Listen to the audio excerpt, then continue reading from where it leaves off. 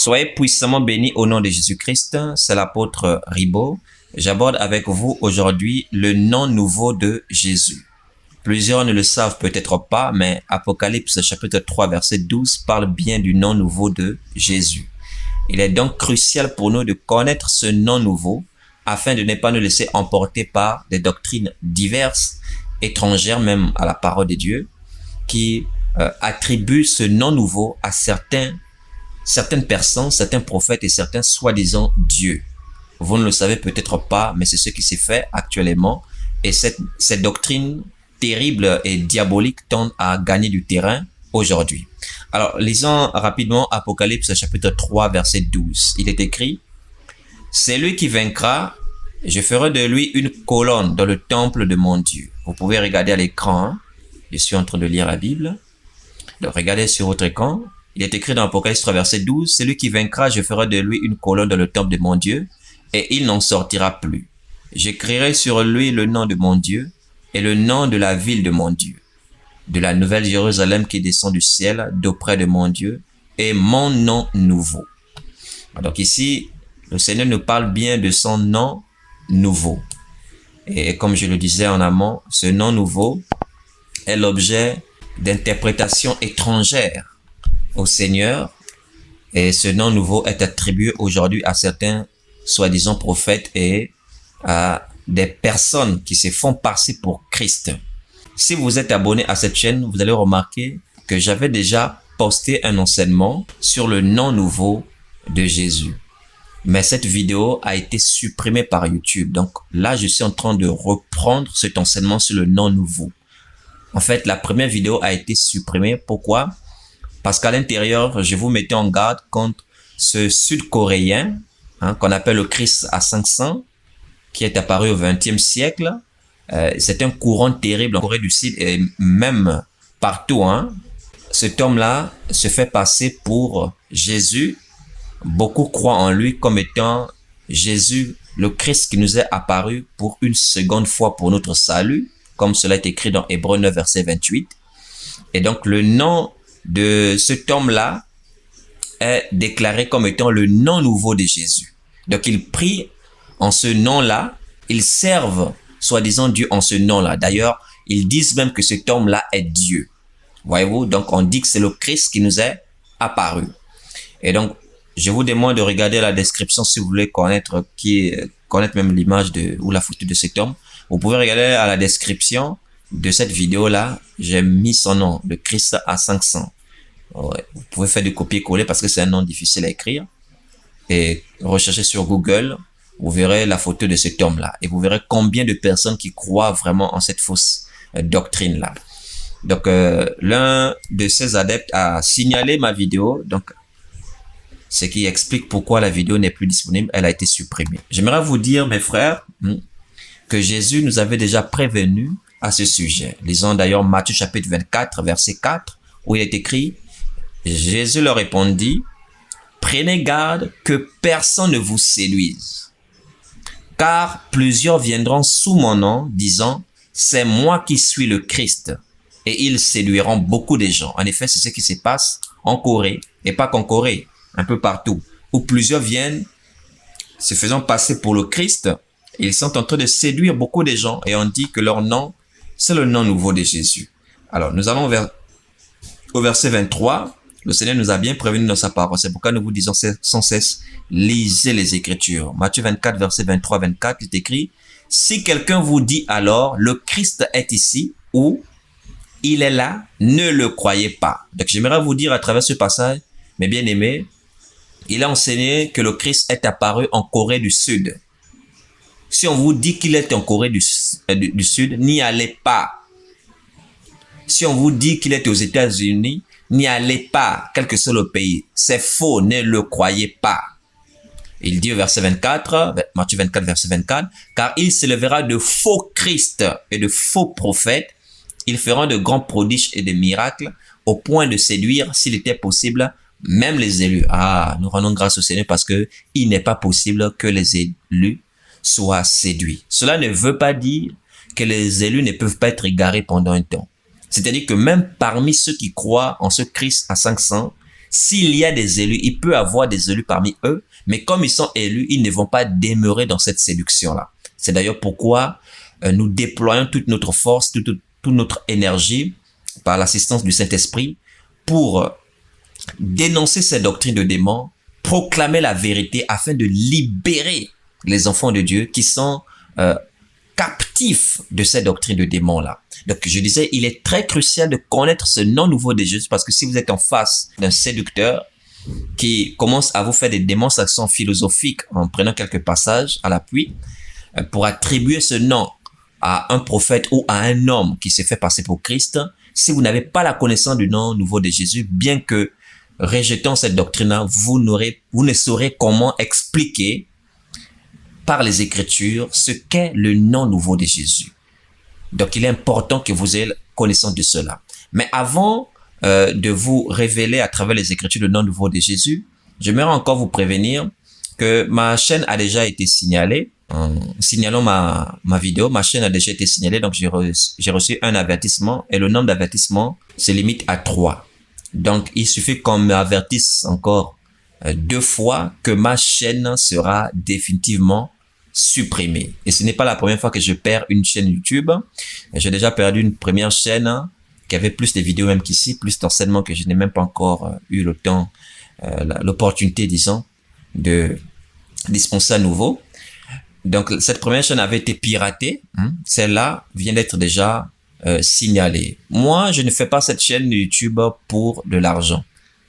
Vous savez que la plupart des chaînes aujourd'hui sont créées pour être monétisées. Ça ne veut pas dire que je ne peux pas monétiser la chaîne YouTube. Si je peux, mais ce n'est pas cela ma motivation. Je ne fais pas cette chaîne-là pour rechercher l'argent. Donc, autant de fois qu'on supprimera la chaîne YouTube, je créerai toujours. Donc, si j'en parle, c'est pour juste vous demander de télécharger mes vidéos.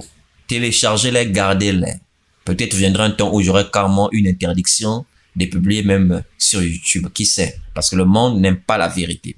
Donc, téléchargez-les. Et quand je parle de télécharger, je ne parle pas de télécharger dans YouTube. Je parle de télécharger de sorte que vous puissiez posséder l'enseignement en dehors de YouTube. Il existe aujourd'hui beaucoup de façons de pouvoir télécharger une vidéo YouTube. Donc, il y a des applications telles que Vidmate, vous pouvez rechercher sur Google, pas sur Google Play Store, sur Google simplement. Voilà, les applications, parce que celles qui sont disponibles sur Play Store ne vous permettront pas d'effectuer ces manœuvres-là. Mais sur Google, il y a des applications telles que Vidmate qui permettent de le faire. Il y a d'autres astuces aussi pour ceux qui veulent télécharger par ordinateur. Donc, renseignez-vous simplement, c'est possible de télécharger une vidéo qui se trouve sur YouTube et de la voir soit dans son disque dur ou dans sa carte mémoire ou dans la mémoire interne de son téléphone. Mais ne téléchargez pas avec l'option télécharger qui est disponible sur YouTube, car quand une vidéo est supprimée, elle disparaît en même temps.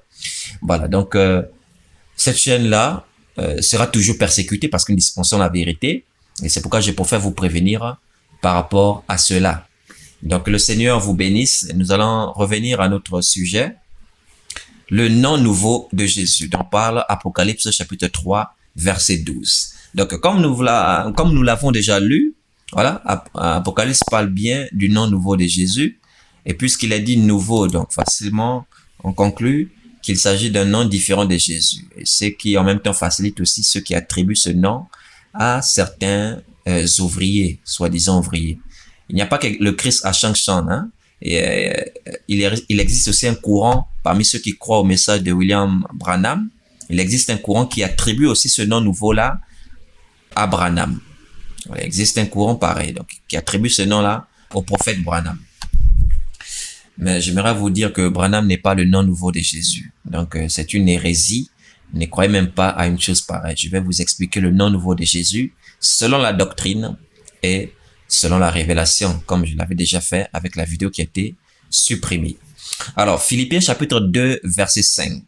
Il est écrit « Et en vous les sentiments qui étaient en Jésus-Christ, lequel, existant en forme de Dieu, n'a point regardé comme une proie à arracher d'être égal avec Dieu, mais s'est dépouillé lui-même en prenant une forme de serviteur, en devenant semblable aux hommes, et ayant paru comme un simple homme, il s'est humilié lui-même, se rendant obéissant jusqu'à la mort, même jusqu'à la mort de la croix. Verset 9. C'est pourquoi aussi Dieu l'a souverainement élevé et lui a donné le nom qui est au-dessus de tout nom. J'aimerais déjà que vous puissiez souligner cela. Nous fait comprendre que le Seigneur Jésus, après avoir souffert de la croix, après toutes ses souffrances, après sa mort, lorsqu'il est ressuscité et monté au ciel, il a été souverainement élevé et il a reçu le nom qui est au-dessus de tout nom. Donc Dieu lui a donné le nom qui est au-dessus de tout nom. C'est alors qu'on parle du nom nouveau de Jésus. C'est-à-dire qu'après la croix, il a été glorifié et a reçu un nom nouveau. C'est le nom qui est au-dessus de tout nom. C'est l'Écriture qui explique l'Écriture. Verset 10, afin qu'au nom de Jésus, tout genou fléchisse dans les cieux, sur la terre et sous la terre, et que toute langue confesse que Jésus-Christ est Seigneur, à la gloire de Dieu le Père. Alors donc je vous disais dans la vidéo précédente que le nom nouveau de Jésus, c'est Jésus-Christ. Vous me direz, mais en quoi est-ce nouveau? En quoi c'est nouveau? C'est une question légitime. En quoi c'est nouveau? Comment on peut dire le nom nouveau de Jésus, c'est Jésus-Christ? Gardez votre calme, vous allez comprendre. Alors, je disais que le nom nouveau de Jésus, c'est Jésus-Christ. C'est le nom qu'il a reçu lorsqu'il a été souverainement élevé. C'est le nom devant lequel tout genou fléchit aujourd'hui.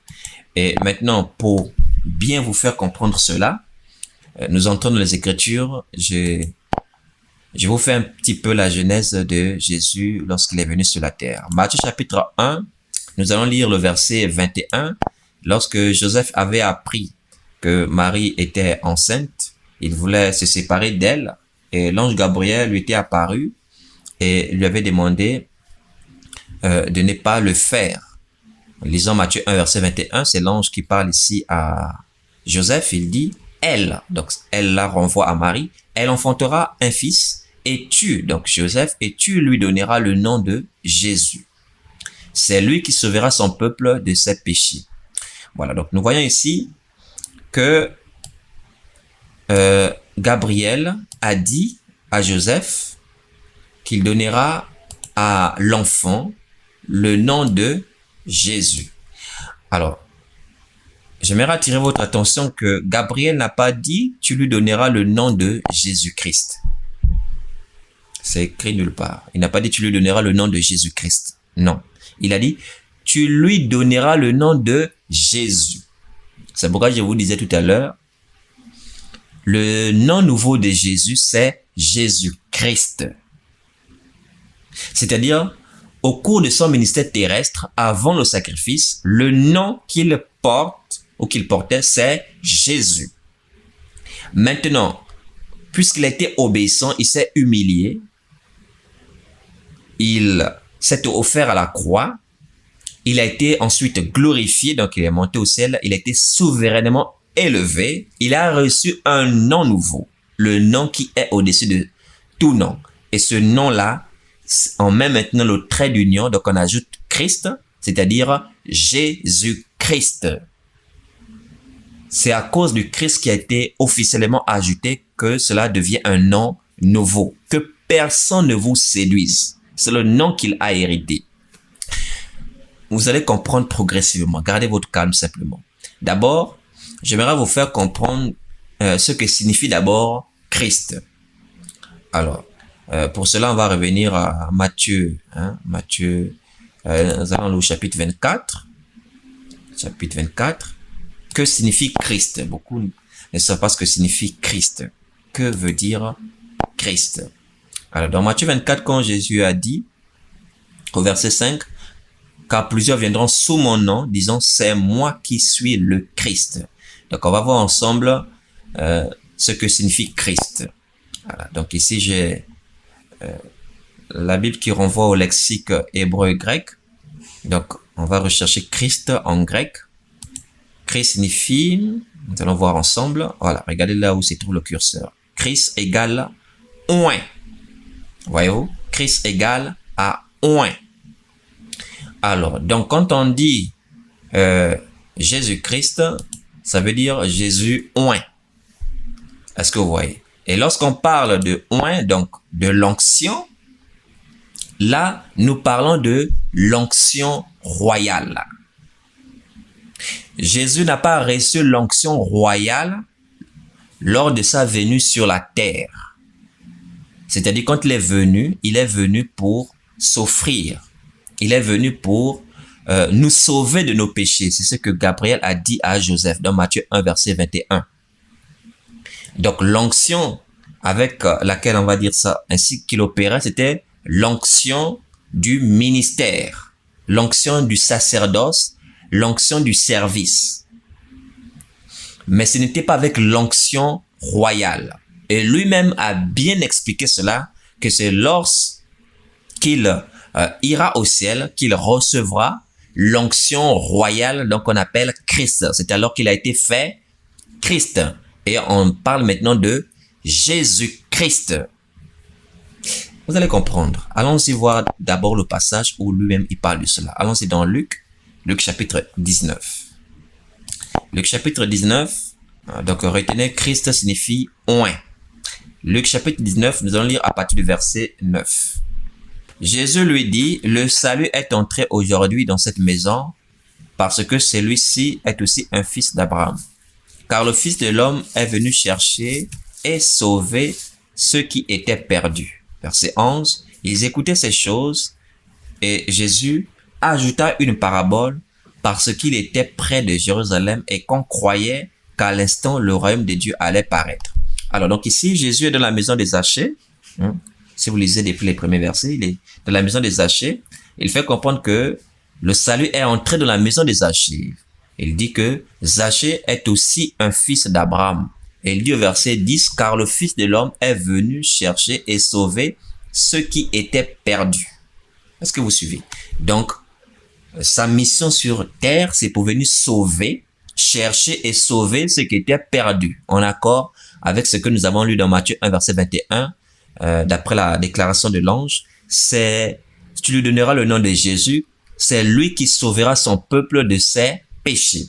Alors, donc, Jésus fait comprendre que lui, il est venu chercher et sauver ceux qui étaient perdus. Maintenant, de la suite, il va ajouter une parabole. Pourquoi? Parce que les hommes qui étaient autour de lui croyaient qu'à l'instant, le royaume de Dieu allait paraître. Donc, ils pensaient que le règne de Dieu allait commencer maintenant. Or, la première onction avec laquelle Christ opère, c'est l'onction ici pour le salut. Chercher, sauver ceux qui étaient perdus. L'onction du ministère. Mais pas l'onction du règne. Donc, c'est pourquoi il va ajouter une parabole pour leur faire comprendre que l'onction avec laquelle il opère, ce n'est pas l'onction encore du règne. Parce que eux, ils croyaient que le royaume allait paraître. Alors, donc, allons-y découvrir cela avec la parabole qu'il va aborder. Verset 12. Il dit donc, un homme de haute naissance s'en alla dans un pays lointain pour se faire investir de l'autorité royale et revenir ensuite. Verset 13, il appela 10 de ses serviteurs, leur donna 10 000 et leur dit, faites-les valoir jusqu'à ce que je revienne. Mais ses concitoyens le haïssaient et ils envoyèrent une ambassade après lui pour dire, nous ne voulons pas que cet homme règne sur nous. Lorsqu'il fut de retour, après avoir été investi de l'autorité royale, il fit appeler auprès de lui ses serviteurs. Il fit appeler auprès de lui les serviteurs auxquels il avait donné l'argent afin de connaître comment chacun l'avait fait valoir. Alors, donc, nous voyons ici dans cette parabole, nous allons nous arrêter à ce niveau parce que le but n'est pas d'expliquer toute la parabole, mais de prendre ce qui rejoint l'enseignement afin de faciliter votre compréhension. Donc, je disais que Jésus fait comprendre qu'il est venu chercher ce qui était perdu. Donc, il n'est pas venu pour régner. Mais les hommes pensaient que le règne allait commencer maintenant. Du coup, il va prendre une parabole pour leur faire comprendre que c'est à son retour que le règne se fera. Mais qu'il faudra qu'il parte d'abord pour recevoir l'onction royale. C'est pourquoi il dit ici, dans la parabole, un homme de haute naissance. D'après vous, qui est l'homme de haute naissance? C'est Jésus, l'homme de haute naissance. Vraiment de haute naissance, Jésus. Un homme de haute naissance s'en alla dans un pays lointain pour se faire investir de l'autorité royale et revenir ensuite. C'est quoi le pays lointain? Qu'est-ce qui est plus éloigné que le ciel? Donc, on parle ici de la montée de Jésus-Christ au ciel. Donc, il leur fait comprendre qu'il ira d'abord au pays lointain, c'est-à-dire il va d'abord retourner au ciel, il va d'abord partir au ciel pour recevoir l'autorité royale. Donc, il va recevoir l'onction royale et revenir ensuite. Donc, revenir ensuite, c'est quoi? C'est sa seconde venue que nous attendons jusqu'à cette heure. Est-ce que vous me suivez? Et donc, il dit, il appela 10 de ses serviteurs, donc avant de partir au pays lointain, il appelle d'abord 10 de ses serviteurs à qui il remet 10 mines. Qui sont ces serviteurs? C'est nous. Et les mines, c'est quoi? Ce sont les ministères et les dons spirituels que le Seigneur nous a accordés, afin que nous puissions œuvrer pour sa gloire. On dit ses concitoyens le haïssaient. Bon, il s'agit ici des Juifs qui ne voulaient pas qu'il règne sur eux. Et on dit au verset 15, lorsqu'il fut de retour, donc sa deuxième venue, lorsqu'il fut de retour, après avoir été investi de l'autorité royale. Donc, où a-t-il été investi de l'autorité royale? C'est au pays lointain. Au pays lointain, c'est où? C'est le ciel. Donc, vous devez comprendre qu'actuellement, notre Seigneur Jésus-Christ est monté au ciel pour recevoir, et il a déjà même reçu l'onction royale. Et lorsqu'il viendra, il viendra maintenant pour régner. C'est alors que vraiment le royaume de Dieu pourra, on peut dire, paraître. Comme lui-même nous l'a enseigné dans Matthieu 6, à partir du verset 9, quand vous priez, dites, notre Père qui es aux cieux, que ton nom soit sanctifié, que ton règne vienne. Donc c'est ce que nous attendons. Alors, allons-y, combinez cela avec Hébreux chapitre 1, afin que vous puissiez comprendre davantage ce sujet du nom nouveau de Jésus. Hébreux chapitre 1, nous allons lire à partir du verset 1er. Il est écrit, après avoir autrefois, à plusieurs reprises et de plusieurs manières, parlé à nos pères par les prophètes, Dieu, dans ces derniers temps, nous a parlé par le Fils, qu'il a établi héritier de toutes choses, par lequel il a aussi créé le monde, et qui, étant le reflet de sa gloire et l'empreinte de sa personne, et soutenant toutes choses par sa parole puissante, a fait la purification des péchés, écoutez bien, a fait la purification des péchés et s'est assis à la droite de la majesté divine dans les lieux très hauts. Donc, il a terminé avec la purification des péchés, il allait dans les lieux très hauts, donc le pays lointain. Verset 4, écoutez bien le verset 4, devenu d'autant supérieur aux anges qu'il a hérité d'un nom plus excellent que le leur. Donc, voyez-vous, on parle bien d'un nom que le Seigneur a hérité. Donc, que personne ne vous séduise en vous égarant que le nom nouveau de Jésus aujourd'hui serait soi-disant Branham ou le Christ Ascension ou je ne sais qui d'autre. Ce nom-là qu'il a reçu, ce nom nouveau, est déjà expliqué dans les Écritures. Voyez-vous? Donc, ici, on nous parle de Jésus qui a fini la purification des péchés, qui est monté au ciel, donc il a été souverainement élevé à la droite de la majesté divine dans les lieux très hauts. Il a hérité d'un nom plus excellent. Et on peut continuer ensuite, car auquel les anges Dieu a-t-il jamais dit, tu es mon fils, je t'ai engendré aujourd'hui. Bon, là, je vais pas trop entrer dans les détails par rapport à Hébreux chapitre 1. Je vais aller un peu vite par rapport à notre enseignement. Et encore, je serai pour lui un père et il sera pour moi un fils. Et lorsqu'il introduit de nouveau dans le monde, bon, je vais aller au verset 7, écoutez. Verset 8, c'est mieux, verset 8. Mais il dit au fils, ton trône, ô Dieu, est éternel. Regardez, le sceptre de ton règne est un sceptre d'équité. Le sceptre, donc on parle ici du règne de Jésus. Le sceptre de ton règne est un sceptre d'équité. Tu as aimé la justice et tu as haï l'iniquité. C'est pourquoi, ô Dieu, ton Dieu t'a oint d'une huile de joie au-dessus de tes égaux. Donc nous voyons ici comment il a été oint. Donc, il a reçu ici l'onction royale. Pourquoi? Parce que Jésus a aimé la justice et il a haï l'iniquité. Quand est-ce que cela s'est passé, monsieur? Au cours de son ministère terrestre, il a porté le même corps que nous. Il avait un corps d'homme, mais il n'a pas succombé à la tentation. Malgré le diable qui essaie de le tenter de toutes ses façons, le Seigneur a haï l'iniquité. Donc, comme il a aimé la justice, il a haï l'iniquité. C'est pourquoi, donc ça c'est la conséquence, donc ça c'est la suite. Donc c'est la suite de cela, de son ministère terrestre, qu'il a été oint. Or, nous avons dit, Christ égale à oint. Christ signifie oint. Donc on comprend que c'est lorsque Jésus est monté au ciel qu'il a été fait Christ, puisqu'il a été oint. Donc c'est alors qu'il a reçu l'onction royale et c'est alors qu'il est officiellement Jésus-Christ. Donc ce nom nouveau, c'est parce que lorsqu'il est venu sur la terre, selon Matthieu 1, verset 21, le nom que Gabriel a donné était Jésus simplement. Donc il signifie l'Éternel sauve.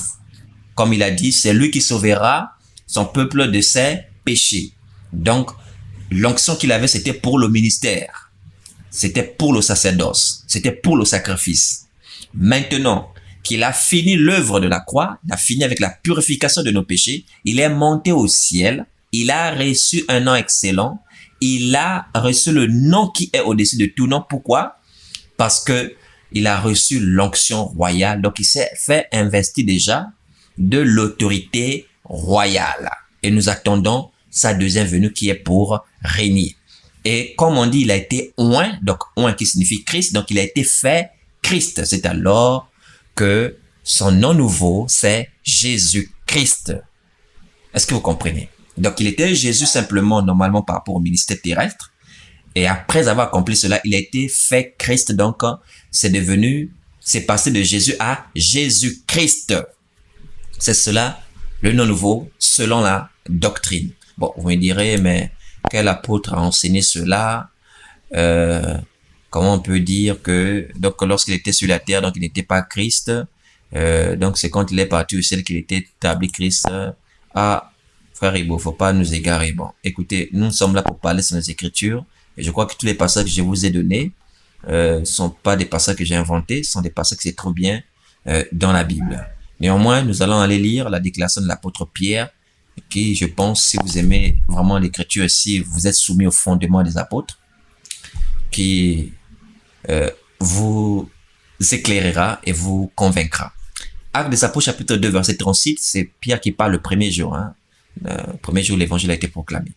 Que toute la maison d'Israël sache donc avec certitude que Dieu a fait Seigneur et Christ, ce Jésus que vous avez crucifié. Voyez-vous? Pierre dit ici. Donc là, Jésus est déjà monté au ciel. Il a fini avec l'œuvre expiatoire. Donc, il a fini avec le sacrifice pour les péchés. Il est monté au ciel. Et le Saint-Esprit est descendu le jour de la Pentecôte. Et l'apôtre Pierre est en train de prêcher ici à la maison d'Israël. Et il leur dit ceci, que toute la maison d'Israël sache donc avec certitude que Dieu a fait Seigneur et Christ, ce Jésus que vous avez crucifié. Voilà, c'est ce que je suis en train de vous dire. Que c'est lorsqu'il est monté au ciel que Jésus a été fait Christ. C'est alors qu'on a Jésus-Christ. C'est cela le nom nouveau.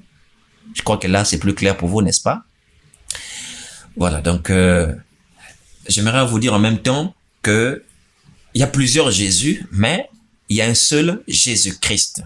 Ah oui, c'est pourquoi c'est cela le nom nouveau. Parce que si on restait avec Jésus, effectivement, ça n'a rien de nouveau, vu déjà que plusieurs avant notre Seigneur avait déjà porté ce nom-là, Jésus. Pour ceux qui aiment pousser les recherches, je vous avais conseillé de vérifier le lexique hébreu et même grec du nom Josué. Vous verrez que c'est le même nom que le nom Jésus. Il s'agit du même nom hébreu et grec, mais qui a été traduit dans nos langues de façon différente. Le même nom a été traduit en Josué et en Jésus, mais il s'agit du même nom, Yeshua ou Jesus en grec. Et pour ceux qui ne sont pas très, on va dire très à l'aise avec l'affaire de chercher hébreu ou grec, ou qui sont pas très motivés par rapport à cela, j'ai donné des passages montrant qu'il y a plusieurs personnes qui avaient déjà porté le nom Jésus, avant Jésus même lui-même, et même après lui. Voilà. Notamment Luc chapitre 3 qui nous parle de la généalogie de Jésus. Donc, Jésus même parmi ses ancêtres, ses ascendants, il y avait un déjà qui portait ce nom-là. Lisons cela dans Luc 3 verset 23. Il est écrit, Jésus avait environ 30 ans lorsqu'il commença son ministère.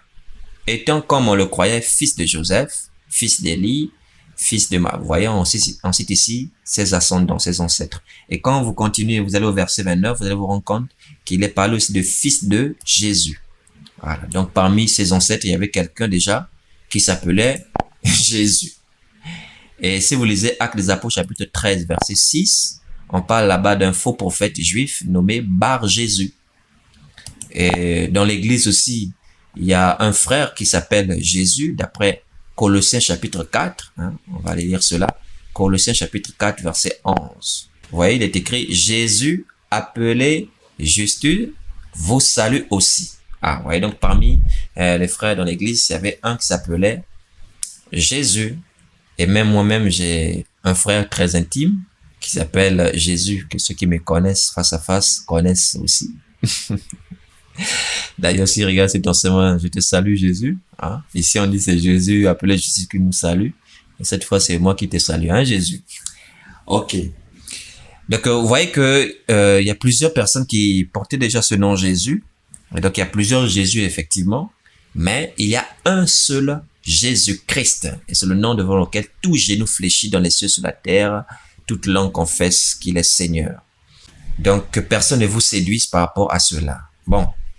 Il est important que nous puissions aussi traiter cette question en profondeur. Pourquoi? Parce que on pourrait bien se demander, mais bon, finalement, donc quand Jésus était sur la terre, donc il n'était pas Christ, puisque c'est après qu'il a été établi Christ. Et quand nous lisons Jean chapitre 17, verset 3, Jésus lui-même dit, « Or la vie éternelle, c'est qu'ils te connaissent, toi le seul vrai Dieu, et celui que tu as envoyé, Jésus-Christ. » Donc c'est bien dit qu'il a envoyé Jésus-Christ et non pas Jésus. Bon, déjà, j'aimerais attirer votre attention, vous pouvez relire, Actes des Apôtres chapitre 2, je ne sais pas si vous avez prêté attention au verset 36. Pierre dit que Dieu a fait Seigneur et Christ, ce Jésus que vous avez crucifié. Donc, lorsqu'il allait au ciel, il a été fait Seigneur. Est-ce que ça veut dire que lorsqu'il était sur la terre, il n'était pas Seigneur? Si, il était Seigneur, puisque dans Jean chapitre 13, verset 13, lui-même dit aux apôtres, « Vous m'appelez Maître et Seigneur, vous le faites bien car je le suis. » Donc, il faut qu'on comprenne bien les choses d'après leur contexte. Nous avons déjà compris que Christ signifie « oint ». Or, lorsque Jésus était sur terre, il avait été oint. Sinon, avec quelle puissance travaillait-il? Donc, il était oint. Mais sauf que cette onction n'était pas l'onction pour régner. Et pour vous aider à comprendre qu'effectivement, il était Christ déjà, mais que c'était pas Christ pour régner, mais plutôt pour le service, pour la mission spécifique, et que il était fait officiellement maintenant Christ lorsqu'il est parti au ciel pour régner. J'aimerais prendre un parallèle avec la vie de David. Donc, on va parler maintenant par prophétie. Alors, on va ouvrir 1 Samuel chapitre 16, David qui prophétise Jésus-Christ. 1 Samuel, nous prenons le chapitre 16. Nous allons lire le tout premier verset. Alors, selon 1 Samuel chapitre 16, verset 1, il est écrit, « L'Éternel dit à Samuel, quand cesseras-tu de pleurer sur Saül? Je l'ai rejeté, afin qu'il ne règne plus sur Israël. Remplis ta corne d'huile et va. Je t'enverrai chez Isaïe, Bethlémite, car j'ai vu parmi ses fils celui que je désire pour roi. » Donc nous voyons ici Saül, qui était le premier roi qui a été rejeté par Dieu. Et Dieu dit qu'il s'est trouvé pour lui un homme de la maison d'Isaïe. On parle d'Isaïe ici et non pas d'Ésaïe. Il ne s'agit pas du prophète Isaïe, mais il s'agit d'Isaïe ici. Isaïe qui est le papa, le père de David. Donc vous connaissez l'histoire, le prophète Samuel ira dans la maison d'Isaïe, qui fera passer ses fils que Dieu rejettera parce que c'est David que Dieu avait à cœur. Et au verset 13, effectivement, on nous dit, Samuel prit la corne d'huile, éloigné au milieu de ses frères. L'esprit de l'Éternel saisit David à partir de ce jour et dans la suite. Alors donc, nous voyons ici que David a été choisi pour roi à la place de Saül qui fut rejeté. Et Samuel a oint David et l'esprit de l'Éternel a saisi ce dernier. Cependant, si vous avez très bien lu la vie de David, vous allez vous rendre compte que bien qu'étant le choix de Dieu pour régner, David ne va pas régner aussitôt. Pourquoi? Parce que Saül sera toujours là, assis sur le trône. Voyez-vous? Et Saül prendra même David à son service. Et dans 1 Samuel chapitre 17, David ira en guerre, donc il sera compté parmi les guerriers de Saül. Après avoir tué Goliath, il sera définitivement au service de Saül et il ira accomplir toujours des missions pour pour Saül. Donc, David sera soumis à Saül. Au lieu de faire même un coup d'état, on va dire légitime, puisque c'est lui maintenant le choix de Dieu. Donc, David reçoit l'onction ici, selon 1 Samuel 16, verset 13, mais il ne commence pas à régner. Pourquoi? Parce que Saül est toujours sur le trône, le roi déchu. Mais plus tard, après la mort de Saül, et après la mort de Goliath, David va recevoir une nouvelle onction. Vous voyez, ici, c'est Samuel qui a oint David. Mais beaucoup ne savent pas que David a été oint plusieurs fois. 2 Samuel chapitre 2, David va recevoir une deuxième onction. Allons-y lire cela. Après cela, ça c'est après la mort de David, après la mort de Saül. Après cela, David consulta l'Éternel en disant, monterai-je dans une des villes de Juda? L'Éternel lui répondit, monte. David dit, où monterai-je? Et l'Éternel répondit, à Hébron. David y monta avec ses deux femmes, Achinoam de Jezreel et Abigail de Carmel, femme de Nabal. David fit aussi monter les gens qui étaient auprès de lui, chacun avec sa maison, et ils habitèrent dans les villes d'Hébron. Les hommes de Juda vinrent, et là, ils oignirent David pour roi. Là, ils oignirent David pour roi sur la maison de Juda. Nous avons vu dans 1 Samuel chapitre 16 que David a été oint par Samuel, mais il n'a pas régné. Pourtant, c'était le choix de Dieu. C'était pour régner, mais il n'a pas régné. Et Saül était encore sur le trône. Et là, après la mort de Saül, David reçoit une deuxième onction pour régner. Et là, maintenant, il règne sur la maison de Juda. Donc, David a été oint, d'après ce que nous venons de voir, 2 fois. Donc, il était important que notre Seigneur aussi soit oint 2 fois. Je parle ici du Seigneur Jésus.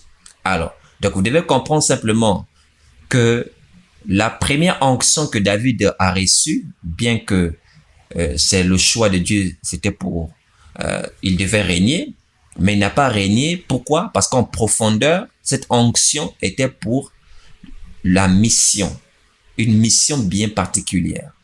Cette onction était pour le service, pour le sacerdoce. C'est pourquoi David a été fait guerrier.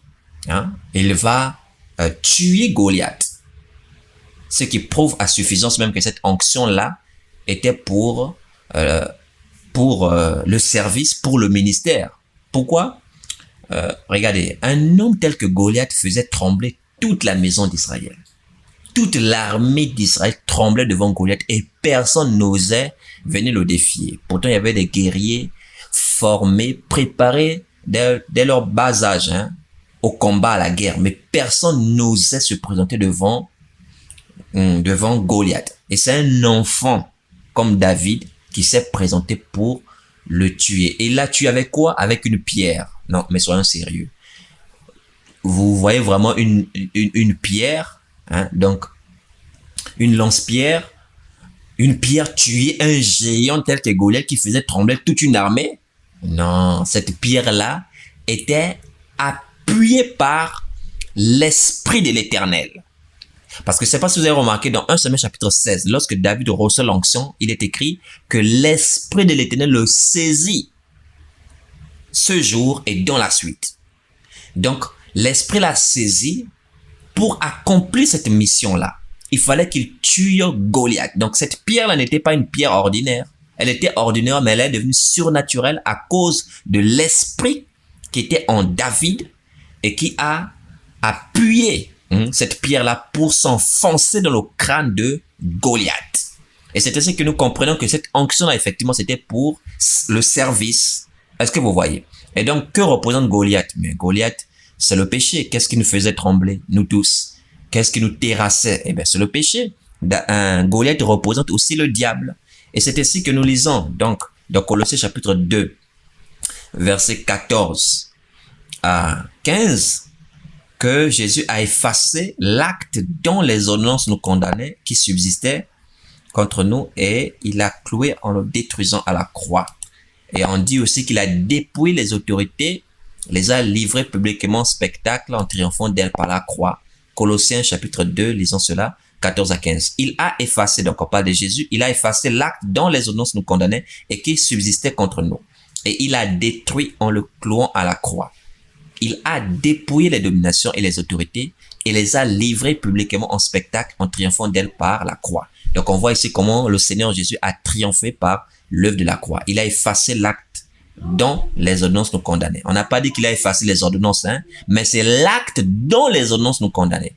Donc c'est l'acte qui a été effacé. Cet acte-là, ce sont nos péchés en fait. C'est le péché ici qu'on appelle cet acte-là. Donc on voit que le Seigneur a détruit le péché à la croix et il a détruit aussi, il a dépouillé les autorités, le diable et ses agents par l'œuvre de la croix. Donc montrons ici la lumière, la manifestation, la réalisation de David qui avait tué Goliath.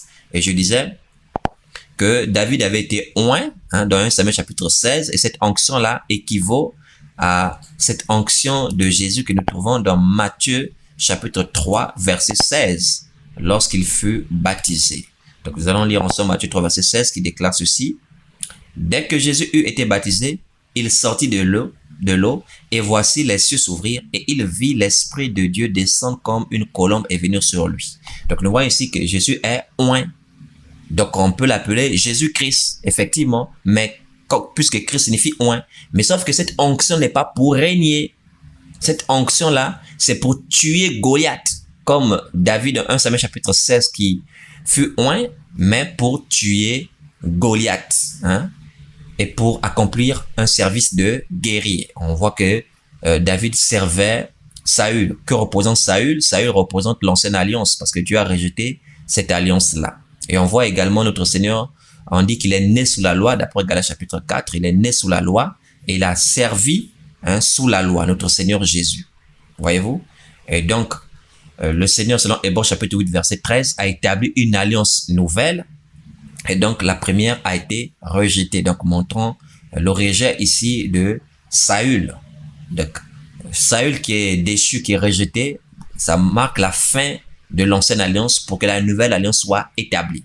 Goliath qui devait d'abord être tué, représente le péché, le diable qui devait être dépouillé, le péché détruit, pour que notre Seigneur Jésus-Christ puisse vraiment régner. Et c'est pourquoi, après maintenant la mort de Goliath, après la mort de Saül, David reçoit une deuxième onction et là maintenant il peut régner. C'est alors que notre Seigneur Jésus, après avoir fini avec le péché, dépouillé le diable et ses autorités, et après avoir mis fin à la première alliance, il reçoit maintenant dans un pays lointain qu'on appelle le ciel, une huile de joie qu'on a lu dans Hébreux 1 verset 8, donc 8 à 9, il reçoit l'onction royale pour régner et c'est ce que nous attendons quand il viendra pour la deuxième fois, ce sera pour régner. Et donc cette onction qu'il reçoit maintenant, qu'il a reçue au ciel, comme l'a dit Pierre, il a été fait Seigneur et Christ. Cette onction-là, c'est l'onction royale. C'était alors qu'on a officiellement Jésus-Christ. Ainsi, le nom nouveau, le nom qui est au-dessus de tout nom qu'il a reçu, le nom excellent. Est-ce que vous comprenez?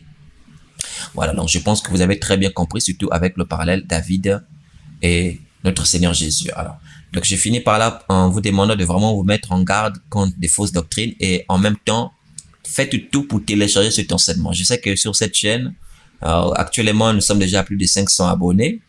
Et je sais qu'on a plus d'abonnés que des disciples, mais le fait déjà que vous soyez abonnés est une bonne chose, montrant que vous êtes à la quête de la vérité. Peut-être parmi vous, il y a ceux qui ne sont pas encore convaincus de mon ministère, mais le Saint-Esprit vous convaincra parce que nous proclamons la vérité, comme il est écrit dans Jean 16, verset 13. Quand le Consolateur sera venu, l'Esprit de vérité, il vous conduira dans toute la vérité.